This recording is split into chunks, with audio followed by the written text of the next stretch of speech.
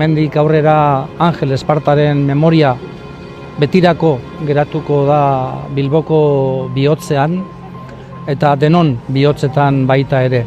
Ibilbidea egiten jarraitu behar dugu, posible egiteko bizikiritza eta bakea posible egiteko geure artean. Eta batez ere, biktimak sentitzeko gizartearen hurbiltasuna, gizartearen empatia. Guztiz beharrezkoa, danantzako, eta batez bere familientzako. Eta eskerrak foroari eta ayuntamientuari eta eskerrak lagundu eskolako egin dauleko posible honelako ekitaldi bat egitea, gu oso pozik gauz.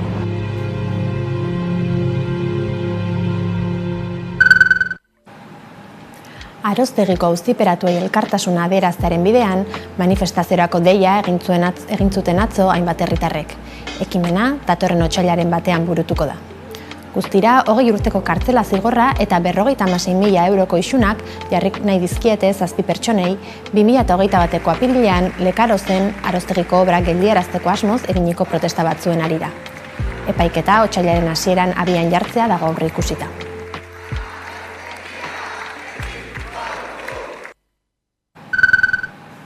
Sarek manifestaziorako deialdia luzatu du datorren abenduaren 6irako. Mobilizazioa Durangon gauzatuko da 12etatik aurrera. Ekimen hau dela eta behin betiko abestiaren bertsio bat plazaratu du ere Sarek.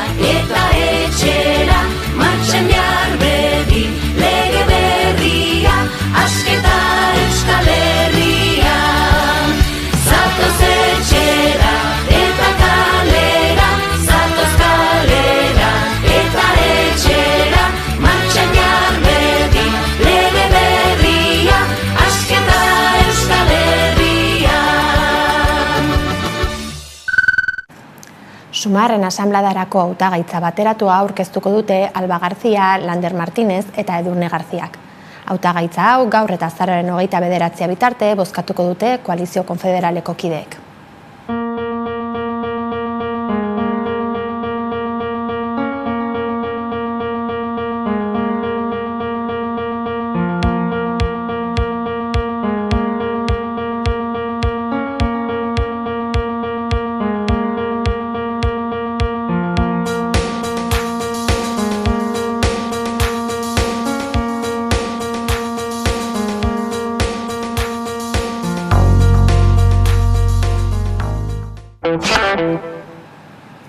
Jose Ramon Bengoetxea zuzenbidearen filosofiako katedradunak irabazi ditu Euskal Herriko Unibertsitateko errektoretza hauteskundeak.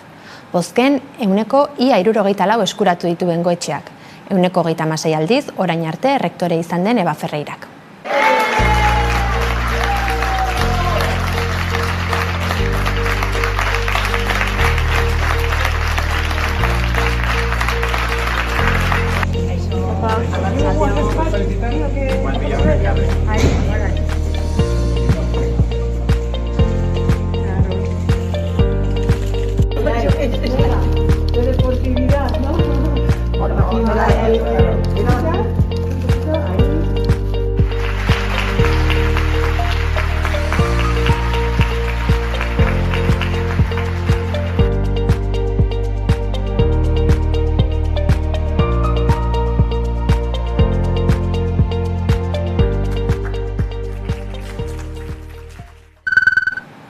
Nafarroan, hezkuntza publikoko langileen aldarrikapenen inguruko borrokan aldaketak izango dira hemendik aurrera. Sindikatu guztiek ez baitute jarrera bera izan hezkuntza departamentuaren azken proposamenaren aurrean. Informazio gehiago dauka Irune Errejanok. Hezkuntza publikoko Steilas Lab Comisiones Obreras eta ELA sindikatuek prentsaurrekoa eskaini dute hurrengo jabetetako mobilizazioen berri egiteko. Hezkuntza departamentuak eskaini dien akordio berria ez dute 4 sindikatuek sinatu, akordioak ez duelako irakasleen aldarrikapenak asetzen. Horregatik bilerara sartu eta irten dira. Departamentuko eskaileratan sentada egin dute akordio hau salatzeko. Beste 3 sindikatuek ordea AFAPNA, ANPE eta UGTek akordio hau sinatu dute. Honen harira 4 sindikatuek abenduaren 19an aurrekontuak onetsiko diren egun berdinean elkarretaratza deitu dute eta urtarrilaren 30ean 3. greba eguna deitu dute. Gaur sinatuko den dokumentuak ez ditu irakasleon aldarrikapenak inolaz ere asebetetzen. Ratioen jaitsiera ez da hezkuntza etapa guztietara hedatuko eta urrun geratzen da sindikatuok planteatutako proposamenetik. Gainera, neurri asko asmo hutsa besterik ez dira, epeak eta finantziazioa zehaztu gabe geratzen delako. Era berean, erosahalmenaren inguruan inolako aipamenik ez du aintzat hartzen dokumentuak. Halaber, oso larria iruditzen zaigu Jimenok eta Hezkuntza Departamentuak egindako mehatxua eta ultimatuma. Ez dugu onartuko hurrengo ikasturtean indarrean jarriko diren neurriak balizko itun batean sinatzearekin lotzea. Gaur goizeko 12an Hezkuntza Departamentuak mahai sektorialera deitu gaitu, akordioa sinatzeko asmoarekin. Sindikatu guztiak deitu gaituzte, sinatuko edo ez dugun sinatuko galdetzera. Gu hemen gauden sindikatuok, Steilas Lab Comisiones eta ELAk argi adierazi dugu, xantaiarik ez da ultimatumik ez dugula onartuko eta ez dugula sinatuko murriztaia eta oso eskasa den proposamenik. Atzo eman zuen ezagutzera Eusko Jaurlaritzak 2024ko 3. eta azken soziometroa. Hainbat datu esanguratsu islatu ditu txostenak. Tartean, osasungintza, lan merkatua eta etxe bizitza direla, Araba, Bizkaia eta Gipuzkoako biztanleen ardura nagusiak. Eta bikoiztu egin dela azken 14 urteotan politikarekiko interesa duten Euskal Autonomia Erkidegoko herritarren kopurua.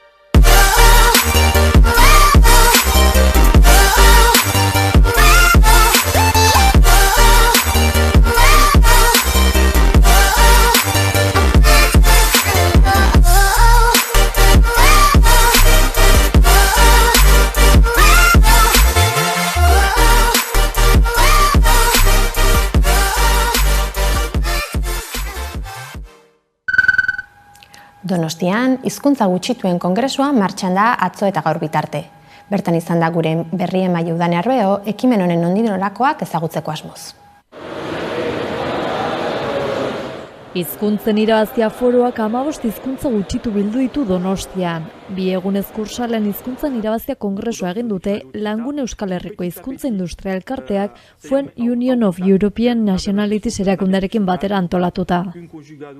Euskara bezalako hizkuntza gutxituek tokiko ekonomiari egiten dioten ekarpena agerian utzi nahi izan dute. Eider Mendoza Gipuzkoako diputatu nagusiak esan du hizkuntzek batzen gaituztela eta etorkizuna nahi duela gure komunitatentzat eta gure hizkuntzentzat. Horra euskara ezinbesteko tresnatza du Gipuzkoar berrientzat eta etorkizunean izango direnentzat.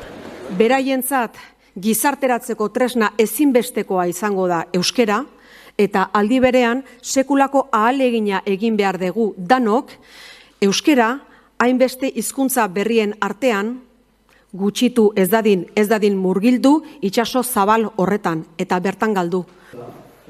Baina hizkuntza bat jakiteaz gain erabili egin behar da eta horiek elkarrekin batera joateko beharra azpimarratu du Mendozak. Ezagutza maila handitzen ari da, baina erabilera ez neurri berean, eta hortaz hor ere erronka handi bat daukagu. Kongresuan hizkuntza gutxituek teknologia berrietan eta ingurune digitalen presentzia izateak duen garrantzia azpimarratu dute. Arreta jarriz ahalegin horrek suposatzen duen erronkan eta aukeran. Europan eta munduan badire hizkuntza komunitateak antzeko desafiak eta egoerak bizi dituztenak. Horregatik horietako batzuk batu dituzte Donostian, gainontzeko hizkuntza komunitateetatik ikasteko eta Euskal Herriko eragile, elkarte eta erakundeek egiten ari diren berrikuntza ahalegina partekatzeko. Testu inguru horretan Euskal Herriko zein Europako 30 hizlaritik gora bildu irakursalen eta 15 hizkuntza gutxituren egoera eta errealitateak partekatu dituzte.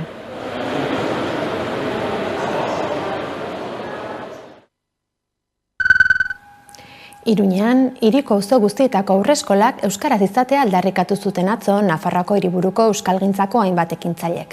Hala, datorren abenduaren 11-erako mobilizazio deialdia gauzatu zuten atzo goizean eginiko agerraldian. Iruñeko euskalgintzak AEK, AET sortzen IKA, Euskal Herrian Euskaraz, ELA, LAB eta Esteilasek osatutako kolektiboak abenduaren 11an Iruñean mobilizatzera deitu du Iruñeko auzo guztietan euskarazko aurreskolak eskatzeko. Kolektiboak Iruñeko lau familien testigantzak bildu ditu, zeinek haien seme-alabak euskarazko murgiltze ereduan ikasi ahal izateko zailtasunak izaten ari diren. Azaldu dutenez, Iruñan dauden 19 aurreskoletatik bakarra dago murgiltze ereduan, eta UPN-erekin biziren. Arazoa konpontzeko urteak daramatzate mobilizatzen. Gizarte kohesio eta elkarbizitza bermatu behar ditu udalak. Belaunaldi berriei euskara ezagutzeko aukera eman bazaie. Iruñan dugun egoera diglosikoa aintzat hartuta, murgiltze eredua da bidea, zeinak hizkuntza gutxitua lehenetsiko duen. Ikerketa guztiek argi utzi dute elebitasuna eta eleaniztasuna bermatzen dituela murgiltze ereduak. Euskararen ordenantzak hala jasotzen du bere 26. artikuluan. Zentzura mozioa aurkeztu zenetik 334 egun pasa dira. Aurreko ikasturtean aurreskolen aferan mugimenduak egiteko tarte gutxi zutela jakitun dira euskalgintzako kideak. UPNek dena bideratua utzi baitzuen eta matrikulazioa gainean baitzuten. Arduradun politikoak aldatzen badira ere, eskolen egoeran ez da halakorik, edo are atzera egin dugu. Auzo askotan ez dago euskarazko eskaintzarik eta murgiltze giroan aurreskola bakarra dugu, UPN-erekin bi ziren. Horretaz gain, 2 adarreko 6 aurreskola sortu badira ere, ez dute euskalduntzekoa ziurtatzen. Egia da, orain urte batzuk egoera hobetu zela, baina legegintzaldi bakarra iraun zuen. Eta aurren hezkuntza ezin da aginduko duenaren nahien araberakoa izan. Horregatik, hitzetatik ekintzetara pasatzeko garaia dela adierazi dute. Hortaz, EH Bildu, PSN, Geroa Bai eta Kontigo Zurekin alderdiei irtenbidea adosteko eskatu diete. Beraz, abenduaren 11an manifestazioa ginen dute arratsaldeko 5:00 aldarrikapenei aurpegiei hartzeko.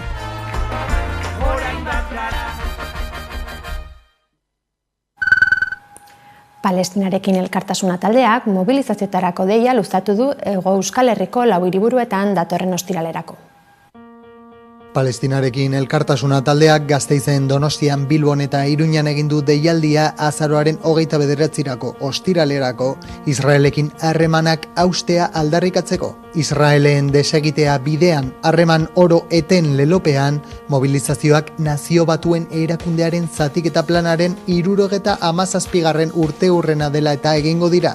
Taldearen arabera, 1947ko Nazio Batuen erakundearen zatiketa planak erakusten du Israelen sorrera ez zela posible izango mendebaldeko imperialismoaren laguntzarik gabe. Estatu Batuen eta Europako potentziek Israelen edapena eta indartzea lagundu dutela salatuz. Euskal Herriko gobernuak, enpresek eta beste eragile batzuek Israelekin dituzten harreman militarrak, diplomatikoak, komertzialak eta kultura eta kirol arlokoak salatzeko eta hauen aurka borrokatzeko kanpaina bat iragarri du Palestinarekin elkartasuna taldeak. Eta harreman hauen aurka mobilizatzeko eta borrokatzeko deia egin dute.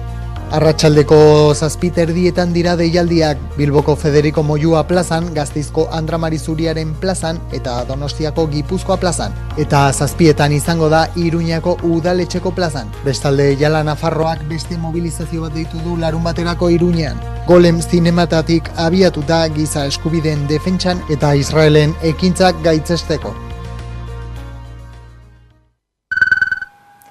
Gipuzkoako 9 lanbide ikastetxe saritu ditu Foru Aldundiak hondakinak prebenitzeko Europako astearen baitan ekonomia zirkularra bultzatu izanagatik.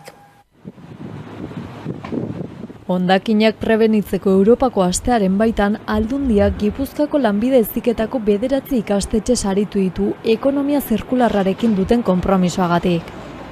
Sormen eta jasangarritasunarekiko konpromisoa izan dira protagonista nagusiak. Material birziklatuak dituzten eskultura berritzaia sortu dituzte gazteek eta ikusgai egon dira Donostian Okendo plazan ezarri duten Jeka Recycling karpan. Ekonomia zirkularra modelatu erakusketa artistikoak Gipuzkoako lanbide heziketako ikastetxen laginba jasotzen du. Hondakinak arte bilakatu dituzte.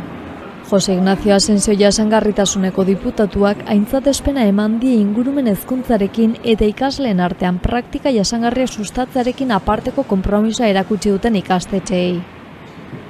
Hauek izan dira sarituak: Irungo Mendibil Prestakuntza Zentroa, Aretxabal eta Lanbide Eskola, Mutrikuko Kardala, Zarauzko Oteitza Lizeoa, Elgoibarko Meka Lanbide Eskola, Tolosako Peñaskal, Azkoitiko Izarret Lanbide Heziketa, Hernani Lanbide Heziketa eta Oñati BHI. Gipuzkoako gazteen sormena eta ekonomia zirkularra bultzatzea izan du helburu erakusketak, garapen eredu jasangarriago baterantz aldatzeko motor gisa. Eskultura horien bidez ikaslek birziklatutako materialak pieza artistiko bihurtu dituzte, eta erakutsi dute hondakinak baliabide eta produktu berri bihur daitezkeela beste erabilera bat emanez. Gazteak gizarte jasangarriago baterantzko eraldaketan inplikatzeko garrantzitsutza jo ditu Aldundiak horrelako ekimenak. Azaldu dute hezkuntzan ekonomia zirkularra txertatzea funtsezkoa dela baliabideak modu eraginkor eta arduratsuan kudeatuko dituen etorkizuna eraikitzeko. Era berean adierazi dute ekimen horrek kontzientzia ekologikoa sustatzeaz gain ikaslei beren etorkizun profesionalerako funtsezkoak izango diren trebetasuna garatzeko aukera eman diela, jasangarritasunera gero eta bideratuago dauden sektoreetan. Ekonomia zirkularra modelatu erakusketa baliagarri izan da bizitzaren alderdi guztietan jasangarritasuna integratzearen garrantziari buruz hausnartzeko hezkuntzatik hasi eta industria ekoizpenera arte. Ekonomia zirkularra modelatu erakusketa baliagarri izan da bizitzaren alderdi guztietan jasangarritasuna integratzearen garrantziari buruz hausnartzeko hezkuntzatik hasi eta industria ekoizpenera arte.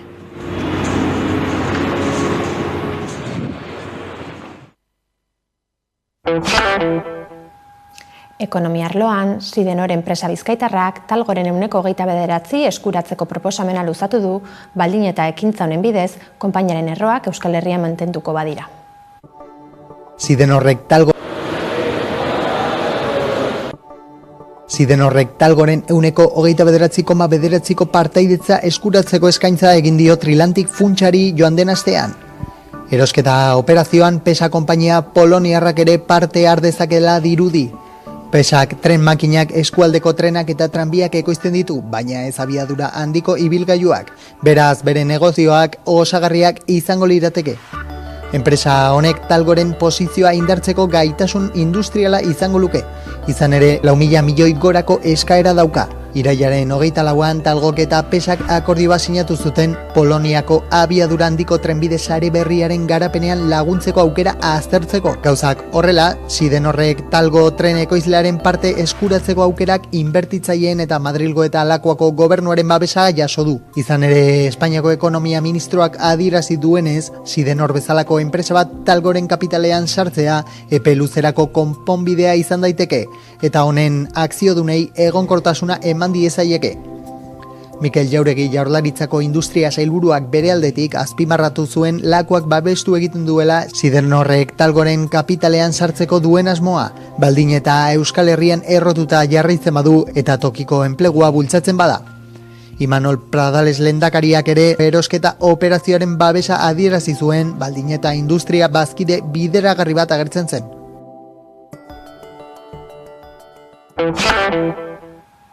Barakaldoko udalak 3 hilabeteko zigorra ezarri dio Oxinort enpresari zarataren legea errespetatu ez izanagatik. Hala, konpainiak gauetan itxita egon beharko du 80 egunetan zehar. Barakaldoko udalak aste hontan hasiko du Gases Oxinorteren aurkako zehapen prozesua. Honela, enpresak gauez 3 hilabetez itxita egongo da zarataren legearen arau hauste larri batengatik. Lantegiak joan den abuztutik egiten dituen zaraten ondorioz.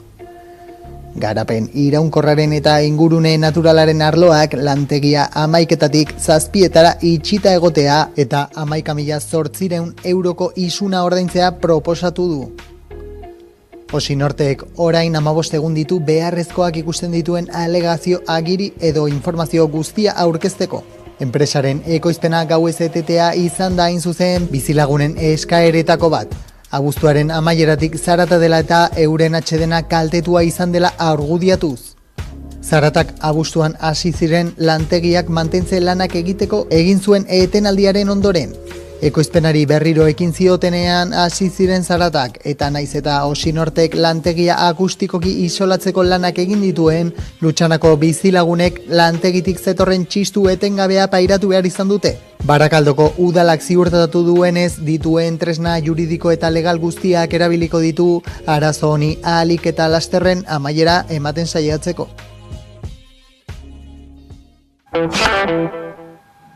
Israelgo gobernu sionistak eta Hizbulak Libanon su-etena gauzatzea adostu dute. Akordioa gaurtik aurrera izango da martxan eta 60 egun iraungo ditu.